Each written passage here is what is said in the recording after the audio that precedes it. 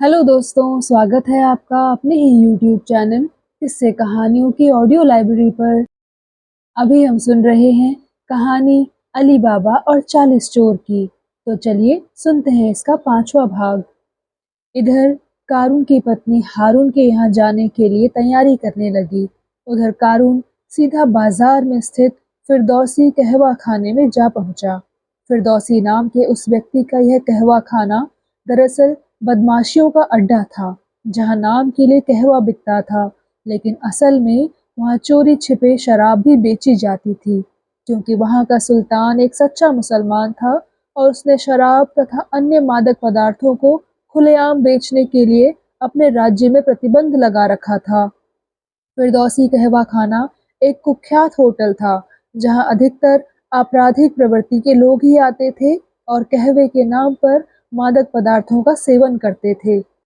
कारून सीधा फिरदौसी के पास पहुंचा तो उसे आता देखकर फिरदौसी चहक कर बोला, आओ भाई कारून, आज तो बहुत दिनों बाद नजर आए, क्या शराब पीनी छोड़ दी है? कारून फिरदौसी के सामने तख्त पर बैठता हुआ बोला, छोड़ी तो नहीं है, बस मसरूफियत इतनी बढ़ गई है कि अब इधर को आना ही नहीं होता। आज भी बड़ी मुश्किल से थोड़ा सा वक्त निकाल कर यहाँ आया हूँ। फिरदौसी ने चहकते हुए नीचे स्वर में कहा, बताओ तो फिर क्या पीना पसंद करोगे?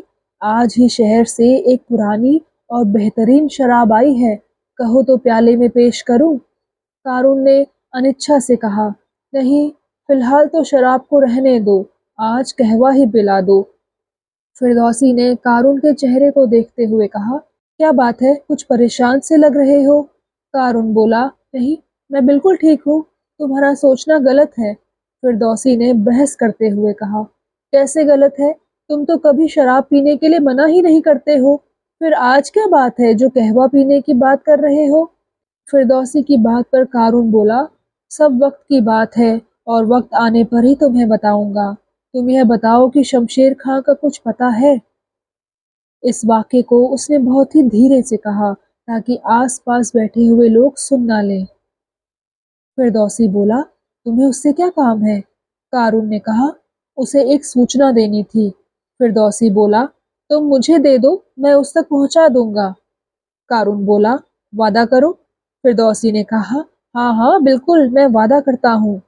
फिरदौसी से संतुष्ट होने के बाद कारून ने एक बार फिर अपने आसपास की ओर ही दृष्टि घुमाई और यह देखा कि कोई उन दोनों की तरफ आकर्षित तो नहीं है, लेकिन वहां बैठे हुए लोग जो अपने दोस्तों के साथ आए थे, अपने दोस्तों में मगन थे, और जो अकेले आए थे वो या तो कहवा पीने में लगे थे या फिर कहवे की आड़ में शराब का सेवन कर रहे थे। वे सब के सब अपने आप में ही मस्त थे। हर तरह से संतुष्ट होने के बाद वह थोड़ा फिरदौसी की ओर झुका और लगभग बुदबुदाता हुआ उसके कान में बोला, अब से ठीक 2 दिन बाद यानी 15 रजब को एक काफिला शहर से बगदाद के लिए जा रहा होगा। उस काफिले में जाने वालों में आमिर हारून और उसकी पत्नी भी होंगे, जो अपने साथ बहुत सारा धन दौलत और कीमती व्यापारिक सामग्री लेकर जाएंगे। शमशेर खां से कहना कि उसके लिए इससे अच्छा कोई मौका नहीं। इस बार उसके हाथ लूट में इतनी दौलत आएगी कि उतनी दौलत के बारे में कभी उसने सपने में भी नहीं सोचा होगा। कारून की बात सुनकर फिरदौसी हैरानी से उसका मुंह ताकने लगा। उसकी आंखों में अत्यधिक विस्मय के भाव थे। फिरदौसी को यो अपनी ओर ताकते देखकर कारून ने उससे पूछा, ऐसे क्यों देख रहे हो? फिरदौसी बोला, तुमने बात ही ऐसी हैरान कर देने वाली की है कि तुम्हारी बात पर यकीन नहीं हो रहा। कारून ने पूछा, ऐसी कौन सी बात कह दी मैंने जो तुम यूं हैरान हो रहे हो? फिरदौसी बोला, यार अमीर हारून तुम्हारा ही भाई है और तुम डाकू शमशेर से उसको ही लुटवाने की बात कर रहे हो। फिरदौसी की बात सुनते ही कारून ने ऐसा मुंह बनाया जैसे उसने कोई बहुत ही कड़वी गोली खा ली हो। फिर वह वितृष्णा से बोला, भाई? हम्म, भाई क्या ऐसे ही होते हैं जो बाप के मरते ही उसकी सारी धन दौलत के मालिक बन बैठे और मुझे कंगाल बनाकर इधर उधर धक्के खाने के लिए छोड़ दिया? फिरदौसी कारून के इस सफेद झूठ पर उसका मुंह देखता रह गया। वह आमिर हारून को अच्छी तरह से जानता था वह एक न्यायप्रिय और सच्चे दिल वाला व्यक्ति था। उसने भाई कारून के साथ कोई नाइंसाफी नहीं की थी, बल्कि माँ बाप की संपत्ति का ज्यादा से ज्यादा भाग उसने अपने भाई कारून को दे दिया था। उसने जो कुछ भी संपत्ति इकट्ठी की थी वह अपनी मेहनत और ईमानदारी के बल पर इकट्ठी की थी, जबकि इसके विपरीत कारून एक शराबी और जुआरी इंसान था। उसने माँ बाप की विरासत में मिली सारी धन दौलत को अपने दुर्गुणों की भेंट चढ़ा दिया था। अब उसकी नीयत अपने भाई की अपार संपत्ति पर थी। फिरदौसी ये सारी बातें मन ही मन कुछ ही पलों में सोच गया, लेकिन उसने जाहिर तौर पर कारून से कुछ ना कहा, क्योंकि वह खुद भी उसी नाली का कीड़ा था जिसका कि कारून था। फिर वह डाकू शमशेर खान का मुखबिर था। उसको ऐसी सूचना देने पर शमशेर खान की तरफ से अच्छा कमीशन मिलता था, इसलिए वो लालच में आ गया और कारून की झूठी बात पर उसको प्रोत्साहित करता हुआ बोला, हाँ ये बात तो है, तुम्हारे भाई ने कभी तुम्हारे साथ इंसाफ नहीं किया, वरना तुम्हारा ऐसा हाल नहीं होता। कारुन जोश में आ गया, बोला, तभी तो मैं यह चाहता हूँ कि शमशेर खां उसको ऐसा मजा चखाए कि वो कभी अपनी दौलत तो क्या, अपनी औलाद तक की शक्ल भी ना देखने पाए। फिरदौसी ने सरसराते स्वर में पूछा, क्या मतलब है तुम्हारा? मुझे कुछ समझ नहीं आया। कारुन आंखों से नफरत की चिंगारियां छोड़ता हुआ बोला, मतलब तो सीधा सा है। शमशेर खां से कहना कि कारुन ने तुम्हें जो ये संदेश पहुंचाया है, उस लूट में मुझे भी अपना कमीशन चाहिए। फिरदौसी को हैरानी का एक और झटका लगा, बोला, कमीशन? कारुन बोला, हाँ कमीशन। फिरदौसी ने अटकते हुए लहजे में पूछा कि कितना? उसके हकलाने का मुख्य कारण यही था कि फिरदौसी शमशेर खां से इस डकैती के बाद जो कमीशन मिलने की बात सोच रहा था, अब उसमें उसे कारुन को भी हिस्सेदार बनाना पड़ेगा, जिससे उसका मुनाफा आधा रह जाएगा। जवाब देने से पहले कारुन ने एक क्षण के लिए फिरदौसी को देखा। दोनों की नजरें मिली तो फिरदौसी को कारुन की आंखों में बदले की ज्वाला दहकती हुई मिली। इस ज्वाला को देखकर एक पल के लिए फिरदौसी भी सहम कर रह गया। फिर उसने हिम्मत करके पूछा, बताते क्यों नहीं? तुम्हें कितना कमीशन चाहिए? तब कारुन तपते हुए स्वर में बोला, शमशेर खां से कहना कि मुझे कमीशन के तौर पर अपने भाई और भाभी की लाशें चाहिए। फिरदौसी ऐसा चौंका जैसे कि सचमुच पहाड़ उसके सिर पर आकर गिर गया हो। बोला, क्या? कारुन पूर्ववत स्वर में बोला, हाँ, मुझे अपने भाई और भाभी की लाशें कमीशन के तौर पर चाहिए, जिससे मैं उन दोनों का कफन दफन कर सकूं, ताकि जन्नत में दोनों की रूह को सुकून नसीब हो सके। कारुन ने जिस प्रकार की कमीशन की बात कही, उस पर फिरदौसी की हैरत की इंतहा ना रही। उसके मुंह से एक शब्द भी नहीं निकला। वह केवल सहमति में गर्दन को हिलाकर रह गया। वहीं दूसरी तरफ सुल्तान के सामने सरदार खां को पेश किया गया। तब उसके विरुद्ध दोनों शिकारियों ने वही बयान दिया जो इससे पहले वो कोतवाल और काजी के सामने दे चुके थे। उनके बयान के बाद कोतवाल ने भी सरदार खां के विरुद्ध बयान देते हुए कहा, सुल्तान हुजूर, मैंने भी कई बार सरदार खां को अपने अधिकारों का बेजा इस्तेमाल करते देखा है, लेकिन कोई ठोस आधार न मिलने की वजह से चुप रहा। अब मामला बिल्कुल शीशे की तरह साफ है और आप न्यायाधीश हैं। आपका फैसला हम सबको कबूल होगा। सरदार खां प्रतिरोध करता हुआ बोला, सुल्तान हुजूर, मैंने कोई ऐसा काम नहीं किया है जिससे आपके हुक्म की खिलाफत होती हो। ये दोनों सरासर मुझ पर इल्जाम लगा रहे हैं। मुझसे अपनी बीमार माँ की जड़ी बूटियों को लाने का बहाना करके ये दोनों जंगल के अंदर गए और जब आए तो बहुत से शिकार करके वापस आए। मैंने सुल्तान की सजा का डर दिखाया तो ये उल्टे मुझ पर ही इल्जाम लगाने लगे। सुल्तान ने उन दोनों जड़ी बूटियां लाने वालों की ओर देखा तो वे दोनों एक बार फिर हाथ जोड़कर खड़े हो गए और उन्होंने एक बार फिर वही गवाही दी जो इससे पहले वो कोतवाल और काजी के सामने दोहरा चुके थे। काजी ने उन दोनों का समर्थन किया और सरदार खां को झूठा और अपराधी करार देते हुए सुल्तान के समक्ष गवाही देते हुए कहा, सुल्तान हुजूर, सरदार खां यकीनन ही एक झूठा और फरेबी इंसान है। मैंने भी कई बार इसको अपने अधिकारों का गलत इस्तेमाल करते देखा है, लेकिन बस यही सोचकर चुप लगा गया कि मेरे पास उसके खिलाफ कोई ठोस सबूत नहीं है। वो तो आज इत्तेफाक से हमने इसे रंगे हाथों पकड़ लिया तो यह उल्टे इन दोनों गरीब और असहाय मजदूरों पर ही इल्जाम लगाने लगा। सुल्तान ने दो मान्यवर अधिकारियों की गवाही सुनने के बाद सरदार खां को दोषी मानते हुए उसको उसके पद से निलंबित कर दिया। सरदार खां के निलंबन का आदेश सुनकर करीम बेग, कोतवाल और काजी के हर्ष की सीमा न रही। वो तीनों अपने षड्यंत्र के सफल होने पर अत्यधिक प्रसन्न हुए। जब वो तीनों हंसते हुए दरबार से बाहर आए तो उन्होंने वहां उन दोनों शिकारियों को अपना इंतजार करते हुए पाया। उन तीनों को बाहर आते देखकर वो दोनों शिकारी जल्दी से उनके पास आए और बोले, आदाब अर्ज़ है हुजूर। उन तीनों ने चौंक कर उन्हें देखा और कोतवाल ने पूछा, तुम दोनों यहाँ क्या कर रहे हो? वे दोनों अपने हाथ जोड़ते हुए धूर्तता से बोले, हुजूर, हमने तो आपका काम कर दिया, अब आप हमें हमारा इनाम दे दें। कोतवाल ने कठोरता से पूछा, कैसा इनाम? इससे पहले कि वे दोनों कुछ बोल पाते या जवाब दे पाते, करीम बेग बोल उठा, इन दोनों को शानदार नाटक के लिए इन्हें इनाम जरूर दिया जाए। काजी बोला, जरूर, हम इन्हें इनाम जरूर देंगे। कोतवाल ने उन दोनों को देखते हुए पूछा, तो तुम्हें इनाम चाहिए? वे दोनों चाटुकारिता से बोले, हुजूर का दिल दरिया है, दे देंगे तो मेहरबानी होगी।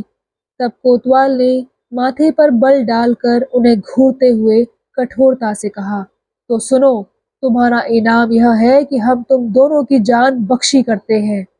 वे दोनों बोले, हम कुछ समझे नहीं हुजूर। कोतवाल ने पहले की तरह ही कठोर स्वर में कहा, अब ये भी मुझे समझाना होगा। कौन नहीं जानता कि तुम कितने बड़े लुटेरे हो? तुम्हारे ऊपर बहुत से आदमियों के कत्ल का आरोप है और वो आरोप गैर मुनासिब नहीं है। मेरे पास उनके ठोस सबूत हैं। दोनों ने सहमते हुए पूछा, क्या कह रहे हैं सरकार? इस पर कोतवाल बोला, मैं जो कह रहा हूँ उसे कान खोलकर सुन लो। सरकार ने तुम्हें जिंदा या मुर्दा पकड़ने के लिए इनाम रख छोड़ा है। अब अगर तुम लोग अपनी खैरियत चाहते हो तो आज के बाद इस शहर में दिखाई मत दे जाना, वरना तुम दोनों को पकड़कर कैद खाने में डाल दूंगा। फिर तुम्हें कोई भी मौत की सजा से नहीं बचा सकेगा। दोनों हाथ जोड़ते हुए बोले, क्षमा करें हुजूर, हमें कोई इनाम नहीं चाहिए। कोतवाल उन्हें डांटता हुआ बोला, भागो यहाँ से, और आज के बाद इस शहर में दिखाई दिए तो फिर मेरी सजा से तुम्हें कोई नहीं बचा सकेगा। उन दोनों ने हाथ जोड़कर कहा, जो हुक्म हुजूर, और वहां से सिर पर पैर रखकर भाग गए। उनके जाने के बाद काजी ने कोतवाल से पूछा, ये आपने क्या किया? कोतवाल ने पूछा, क्यों, क्या हो गया? काजी बोला, उन दोनों ने हमारे षड्यंत्र को सफल बनाने में खास भूमिका निभाई और आपने उन्हें धमकी देकर यहाँ से भगा दिया। आखिर आपने ऐसा क्यों किया? कोतवाल काजी की ओर मुस्कुराकर देखता हुआ बोला, तुम बहुत भोले हो काजी, इतनी सी बात भी नहीं समझे। काजी बोला, आप समझाओगे तो जरूर समझ लूंगा। कोतवाल बोला, तुम्हें पता होना चाहिए काजी साहब कि ये दोनों यदि यहाँ रहे तो कभी भी ये हमारे षड्यंत्र के विषय में किसी दूसरे को बता सकते हैं। फिर वो आगे बोला, और अगर ऐसा हुआ तो बात एक कान से दूसरे कान तक जाएगी। इस तरह बात फैल जाएगी और अगर बात फैलते फैलते सुल्तान के कानों तक गई तो वो हमें दरबार से न केवल तलब कर लेगा वरन हमें सजा का भागीदार भी बना देगा। और उस दिन जितने आज हम प्रसन्न हैं ना, उस दिन हमें उतना ही रोना पड़ेगा। सुल्तान के इंसाफ से तो तुम वाकिफ हो ही, वो किसी षड्यंत्रकारी को कभी माफ नहीं करता। समझ गए तुम लोग मेरी बात? कोतवाल की बात को सुनकर काजी साहब केवल सिर हिलाकर रह गए, जबकि करीम बेग ने प्रशंसा से कहा, आप तो बहुत दूर की कौड़ी लाए हैं। काजी सहमत होता हुआ बोला, हाँ, आपने सच कहा है, यकीनन उनके भाग जाने में ही हमारी भलाई है। कोतवाल उन दोनों के मुंह से अपनी प्रशंसा सुनकर फूल कर कुप्पा हो गया और अकड़ कर बोला, मैं कोई भी काम बेमतलब में नहीं करता हूँ और यही मेरी कामयाबी की वजह है। करीम बेग ने प्रस्ताव पेश किया, इसी बात पर क्यों ना आज शाम को जश्न का एहतमाम किया जाए। दोनों ने अपनी सहमति जताई। कहा, बहुत अच्छी सोच है तुम्हारी। करीम खुशी से बोला, फिर ठीक है, आप दोनों आज शाम को मेरे घर आ जाएं। हाँ, मैं एक बड़े जश्न का इंतजाम करता हूँ। कोतवाल ने कहा, जश्न में शराब और शबाब का भी इंतजाम होना चाहिए। उसकी बात सुनकर करीम बेग बोला, बड़े जश्न की बात है, बिना शराब और शबाब के जश्न कैसा। करीम बेग की बात सुनकर वे दोनों खिलखिलाकर हंस पड़े। इधर हताश और निराश सरदार खां घर पहुंचा तो उसे दोहरी परेशानी का सामना करना पड़ा। उसने अपनी पत्नी को बुखार में तपते हुए पाया। एक तो वह पहले से ही परेशान था, दूसरे उसने पत्नी को गंभीर रूप से बीमार देखा तो वह और भी चिंतित हो गया। उसकी पत्नी ने उसे परेशान देखा तो वह उसे धीरज बंधाते हुए बोली, मैं अच्छी तरह से जानती हूँ कि आप कोई गलत काम नहीं कर सकते हैं। आपने हमेशा ही सच्चाई का साथ दिया है और नेक रास्ते पर चले हैं। सरदार खां ने निराशा में भरकर कहा, लेकिन दुनिया तो मुझे झूठा समझ रही है। मेरी सच्चाई पर किसी ने यकीन नहीं किया। इस पर उसकी पत्नी बोली, सच्चाई का रास्ता हमेशा कांटों भरा होता है। हम मुसीबत के इन दिनों को भी हंसते हंसते गुजार लेंगे। बस आप फिक्र करना छोड़ दें। क्या हुआ जो आपसे एक ओहदा छिन गया? खुदा हमारा मददगार है, वो जरूर ही हमारी मदद करेगा। सरदार खां गहरी सांस लेता हुआ बोला, बेगम, ना तो मुझे परेशानियों की कोई फिक्र है और ना ही नौकरी और इज्जत छिन जाने की फिक्र है। मुझे फिक्र बस इस बात की है कि हमारे सिर से छत छिन गई है। अब हम अपनी बेटी को लेकर कहाँ कहाँ भटकते फिरेंगे। मर्जीना ने अपने माता पिता को चिंतित देखा तो वह अपने पिता को दिलासा देती हुई बोली, बाबा, आप फिक्र ना करें, माँ जल्दी ही ठीक हो जाएंगी, माँ को कुछ नहीं होगा।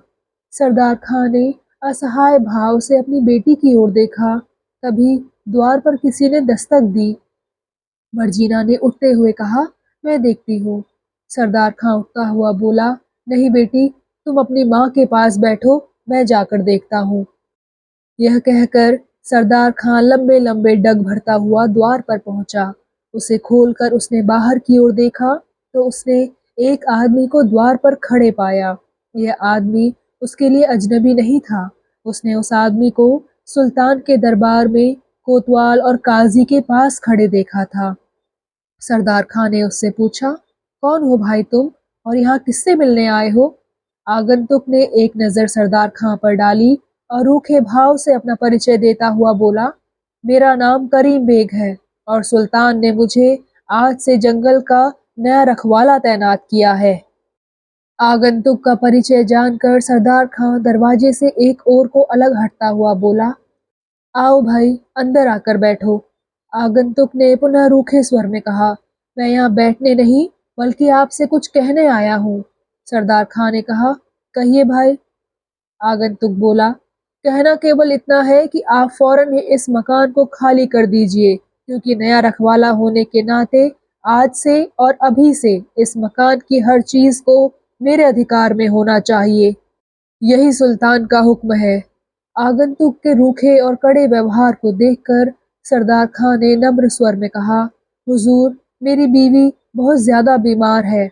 आप मुझे तब तक के लिए यहाँ ठहरने की मोहलत दे दीजिए जब तक कि मेरी बीवी ठीक नहीं हो जाती। आगंतुक ने कठोरता से कहा, बिल्कुल नहीं।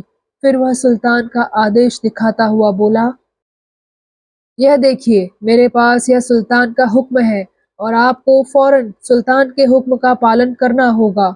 अगर तुमने सुल्तान के हुक्म का पालन करने में जरा भी कोताही से काम लिया तो उसे सुल्तान की नाफरमानी समझा जाएगा और उसके बाद सुल्तान के गुस्से से तुम्हें कोई भी नहीं बचा सकेगा। तुम्हें उसकी सजा मिलेगी। सरदार खां बोला, लेकिन भाई, मेरी बीवी बीमार है, मैं उसे लेकर कहाँ जाऊं?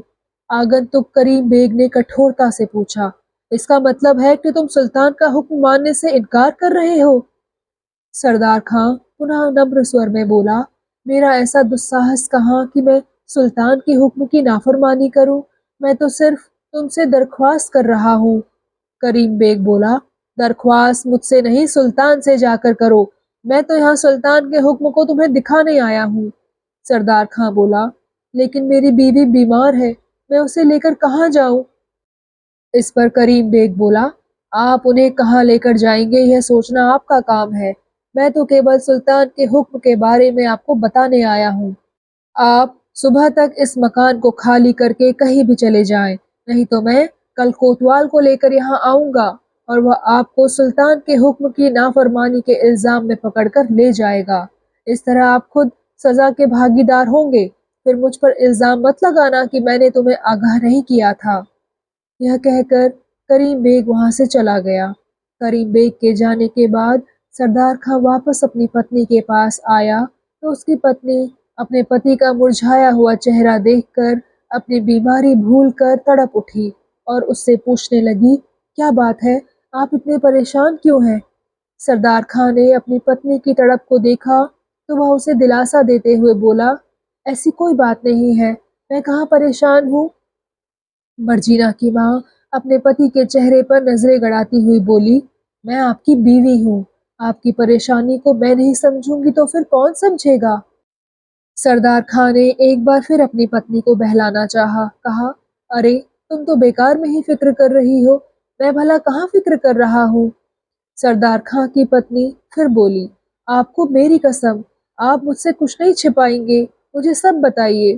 तब परेशान होकर सरदार खां को सुल्तान के आदेश के बारे में अपनी पत्नी को बताना पड़ा, जिसे सुनकर सरदार खां की पत्नी को गहरा सदमा लगा और वह मूर्छा में चली गई। अपनी पत्नी को मूर्छित होते देखकर सरदार खां अपनी बेटी मर्जीना से जल्दी से बोला, बेटी तुम अपनी माँ के पास बैठो, मैं हकीम जी को बुलाकर लाता हूँ। मर्जीना रोते हुए अपनी माँ के हाथ पैरों को सहलाने लगी, जबकि सरदार खां वैद्य को बुलाने चले गए। हकीम ने सरदार खां की पत्नी को देखकर दवा दी। तब कहीं जाकर सुबह तक उसकी पत्नी की हालत कुछ संभली और वह होश में आ गई। उसके होश में आते ही करीम बेग भी कोतवाल को लेकर वहां आ गया। कोतवाल ने सुल्तान की आज्ञा के उल्लंघन के आरोप में सरदार खां को गिरफ्तार कर लिया। सरदार खां ने उसे अपनी पत्नी की बीमारी की दुहाई दी, लेकिन उसने उसकी एक ना सुनी और उसने पूरे परिवार को गिरफ्तार करके कैद खाने में डाल दिया। सरदार खां के पूरे परिवार को वो बाकी दिन और पूरी रात कैद खाने में ही बितानी पड़ी। सुबह होते ही कोतवाल ने मर्जीना को उसकी माँ के साथ वहां से भेज दिया। मर्जीना अपनी बीमार माँ को लेकर अपने दूर के एक चाचा के घर पहुंची, जो कि एक सराय का मालिक था। उस समय उन दोनों माँ बेटी के लिए उससे अच्छा और सुरक्षित कोई दूसरा स्थान नहीं था। तो दोस्तों, कैसा लगा आपको आज का भाग? कृपया कमेंट सेक्शन में आकर ज़रूर बताइएगा। और अगर आपने अभी तक इस चैनल को सब्सक्राइब नहीं किया है तो कृपया सब्सक्राइब भी ज़रूर कर लीजिएगा। मैं मिलती हूँ आपसे इसी कहानी के अगले भाग के साथ। तब तक के लिए धन्यवाद।